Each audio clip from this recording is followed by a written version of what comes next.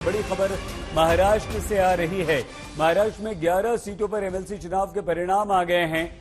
NDA ने अपने सभी 9 उम्मीदवारों को जिताने में सफलता प्राप्त की है। 9 पर एनडीए जीते हैं, 1 पर कांग्रेस जीती है, 1 का परिणाम आना बाकी है। जबकि महाविकास आघाड़ी को एक उम्मीदवार क्रॉस वोटिंग का शिकार हुआ है। कांग्रेस के 7 से 8 विधायकों ने क्रॉस वोटिंग की है। एनडीए की 9 में से 5 सीटें बीजेपी जीती है। लोकसभा चुनाव के बाद ये पहला शक्ति परीक्षण था जिसमें महाविकास आघाड़ी को झटका लगा है। तो महाराष्ट्र में विधान परिषद की 11 सीटों के लिए वोटिंग हुई है जिसके ये परिणाम आए हैं और इसमें बीजेपी के प्रणय फुगे, योगेश तिलकरे, पंकजा मुंडे ने जीत हासिल की है। वहीं उद्धव ठाकरे के निजी सचिव मिलिंद नार्वेकर फंसे हुए हैं। तो लोकसभा चुनाव में महाविकास आघाड़ी को बेहतर प्रदर्शन के बाद यह माना जा रहा था कि एमएलसी चुनाव में उल्टा क्रॉस वोटिंग होगी, लेकिन इसमें उन्हीं को झटका लगा है। 9 में से एनडीए की 9 में से 5 सीटें बीजेपी ने जीती हैं। अजीत पवार क्या कह रहे हैं, सुनिए। टोटल वोटर थे 42, हमारे कैंडिडेट को वोट मिले 47, तो इसीलिए हमें 5 वोटर ज़्यादा मिले। 5 विधायकों ने हमें सपोर्ट किया है, उनका मैं शुक्रिया अदा करना चाहता हूं और धन्यवाद भी देना चाहता हूं और सबका अभिनंदन करना चाहता हूं। चुनाव जब रहता है तो एलिगेशन होते हैं, एलिगेशन के बारे में मैं ज़्यादा नहीं सोचता। अपना काम करने का, विकास करने का और विकास के रास्ते से आगे जाने का। ऋत्विक भालेकर हमारे संवाददाता इस समय हमारे साथ जुड़ चुके हैं। क्या कारण रहा ऋत्विक, 7 से 8 कांग्रेस के विधायकों ने क्रॉस वोटिंग की और इसका नुकसान कितना हुआ कांग्रेस को?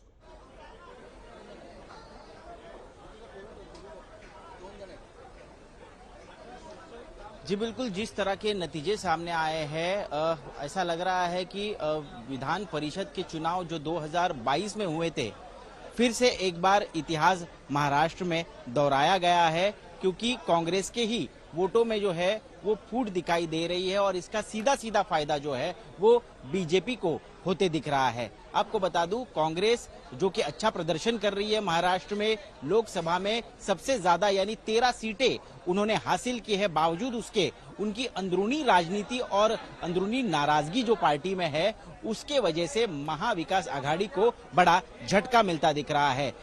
लगभग ये अब तय हो चुका है कि महाविकास आघाड़ी के जयंत पाटिल जो कि शरद पवार समर्थित उम्मीदवार थे, उनको यहां पर पराजित किया गया है और मिलिंद नार्वेकर यूबीटी सेना से और प्रज्ञा सातव कांग्रेस से, ये दोनों लगभग जीत गए हैं। मिलिंद नार्वेकर की काउंटिंग शुरू है, लेकिन अब जीत तय मानी जा रही है। ऐसे में सवाल उठता है कि जो अतिरिक्त वोट कांग्रेस के पास थे, कुल मिलाकर 12 से 14 वोट थे उनके पास, तो वो वोट महाविकास आघाड़ी के जयंत पाटिल को मिलने चाहते, लेकिन ऐसा ना होते हुए वो वोट जो है सीधे बीजेपी के पाले में गए हैं, ऐसा दिखने में आ रहा है। क्योंकि बीजेपी को अतिरिक्त वोट मिल रहे हैं, जितना कोटा था 23 वोट्स का, उससे कई ज्यादा कुछ जो उम्मीदवार चुन कर आए हैं उनमें से किसी को 25 वोट मिले हैं, किसी को 26 वोट मिले हैं। साफ तौर पर अब ये कहा जा सकता है कि ये जो अतिरिक्त कोटा जो बीजेपी के प्रत्याशियों को मिला है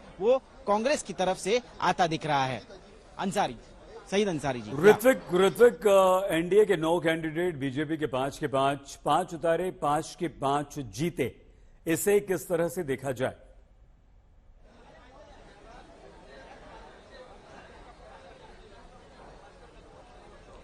जी बिल्कुल, बीजेपी ने सबसे पहले अपने जो 5 उम्मीदवार थे महायुति के, उनको सिक्योर कर लिया है। क्योंकि मैं आपको बता दूं कि 5 उम्मीदवारों के लिए जितने पर्याप्त वोट चाहिए थे 23 वोटों के हिसाब से, उससे कई ज्यादा वोट्स उन्होंने हासिल किए हैं। इसका मतलब साफ है कि कहीं ना कहीं महाविकास आघाड़ी के कुछ वोट्स यानी कुछ विधायक जो है उन्होंने फर्स्ट प्रेफरेंस या सेकंड प्रेफरेंस के जो वोट्स है वो बीजेपी के पाले में डाले हैं। बीजेपी ने महायुति में अपना जो कद है वो फिर एक बार दिखा दिया है कि वो ऊंचा रहेगा, वो बड़े भाई के भूमिका में है। साथ ही साथ उन्होंने अपने दोनों सहयोगी दल यानी एकनाथ शिंदे की शिवसेना हो या अजीत पवार गुट हो, दोनों को अपने उम्मीदवारों के लिए भी मदद की है और दोनों के 4 उम्मीदवार भी चुनकर आ चुके हैं। ऋत्विक, आप हमारे साथ बने रहिए। हम थोड़ा सा यहाँ पर विधान परिषद चुनाव में जीत के लिए कैंडिडेट को 23 विधायकों के जो वोट चाहिए उसमें बता दें कि बीजेपी को 103, शिवसेना शिंदे के 38, एनसीपी अजीत के 42, कांग्रेस के 37, शिवसेना उद्धव के 15, एनसीपी शरद पवार के 10 विधायक हैं। लेकिन 9 का 9 ये एनडीए का 100% रिजल्ट, ये कांग्रेस के वो 7 से 8 क्रॉस वोटिंग के बिना संभव था या नहीं?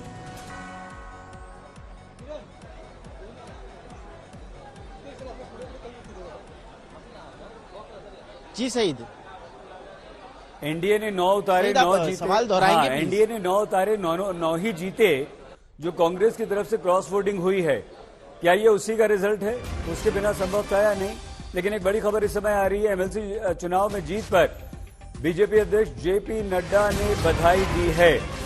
बीजेपी अध्यक्ष जेपी नड्डा ने अपनी बधाई महाराष्ट्र में एनडीए के सभी नेताओं को दी है। मोदी के नेतृत्व में देश निर्माण में सहभागी बनेंगे, नड्डा ने दी। एमएलसी चुनाव में जीत पर जेपी नड्डा ने बधाई देते हुए कहा है, प्रधानमंत्री नरेंद्र मोदी का उल्लेख किया है। एनडीए के सभी बड़े नेताओं को जीत पर बधाई, ये जेपी नड्डा ने कहा है। ऋत्विक, हम आपसे यही समझना और जानना चाह रहे थे कि कांग्रेस के अधिक विधायक होते हुए भी, 37 विधायक होते हुए भी, और ये अगर क्रॉस वोटिंग का ही परिणाम है कि एनडीए 9 के 9 हैं या कुछ और बात?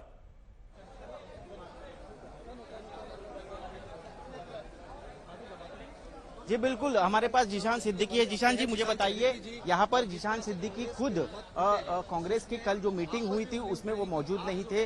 बताया गया था कि वो मौजूद नहीं है, शायद क्रॉस वोटिंग जो करने वाले हैं विधायक उनमें उनका भी नाम हो सकता है, लेकिन उन्होंने वोटिंग से पहले ही साफ कर दिया था कि उन्हें वो मीटिंग के लिए बुलाया नहीं गया था। ऐसे और भी कुछ विधायक है जिनको कहीं ना कहीं कांग्रेस से दरकिनार किया जा रहा है और इसी कारण कांग्रेस के इन विधायकों में नाराजी है। बीजेपी के वो संपर्क में है, इस तरह के आरोप उन पर लगते जा रहे थे। जिशान सिद्दीकी में भी उनसे एक है। जिशान सिद्दीकी के पिता बाबा सिद्दीकी जो कांग्रेस से बांद्रा वेस्ट से विधायक रह चुके हैं, वो कुछ ही महीने पहले अजीत पवार के गुट में शामिल हुए। हालांकि जिशान सिद्दीकी अभी भी कांग्रेस में मौजूद है। कहीं ना कहीं एक अविश्वास दिखाया जा रहा था, उस अविश्वास के चलते अब नाराजी जता रहे हैं जिशान सिद्दीकी। हम कोशिश करेंगे उनसे पूछने की और जानने की कि आखिरकार कांग्रेस में ऐसा क्या गलत हो रहा है जिसको लेकर जिशान सिद्दीकी जो है वो अब कांग्रेस के बारे में अपनी राय देंगे। जिशान, बताइए कि कांग्रेस के वोट यहाँ पर स्प्लिट हुए हैं, ये साफ तौर पर नजर आ रहा है